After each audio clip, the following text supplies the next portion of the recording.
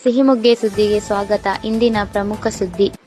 ಸಿಹಿಮೊಗ್ಗೆ ಸುದ್ದಿಯ ತನಿಖೆ ಪ್ರಕಾರ ಆನ್ಲೈನ್ ರೌಲೆಟ್ ಸೇರಿದಂತೆ ಅಕ್ರಮ ಬೆಟ್ಟಿಂಗ್ ಆಟಗಳಿಂದ ಉಂಟಾದ ಭಾರೀ ಹಣಕಾಸಿನ ನಷ್ಟ, ಸಾಲದ ಬಿಕ್ಕಟ್ಟು ಹಾಗೂ ತೀವ್ರ ಮಾನಸಿಕ ಒತ್ತಡದ ಕಾರಣ 2023ರಿಂದ ಇಲ್ಲಿವರೆಗೆ ಕರ್ನಾಟಕದಲ್ಲಿ ಕನಿಷ್ಠ 32 ಮಂದಿ ಆತ್ಮಹತ್ಯೆ ಮಾಡಿಕೊಂಡಿರುವುದು ಪೊಲೀಸ್ ದಾಖಲೆಗಳಿಂದ ಬಹಿರಂಗವಾಗಿದೆ. ಸುಲಭ ಹಣದ ಆಮಿಷಕ್ಕೆ ಬಲಿಯಾದ ಯುವಕರು ನಷ್ಟದ ನಂತರ ಸಾಲದ ಸುಳಿಗೆ ಸಿಲುಕಿ ಜೀವನದ ಮೇಲಿನ ನಂಬಿಕೆ ಕಳೆದುಕೊಳ್ಳುತ್ತಿರುವುದು ಆತಂಕಕಾರಿ ಬೆಳವಣಿಗೆಯಾಗಿದೆ.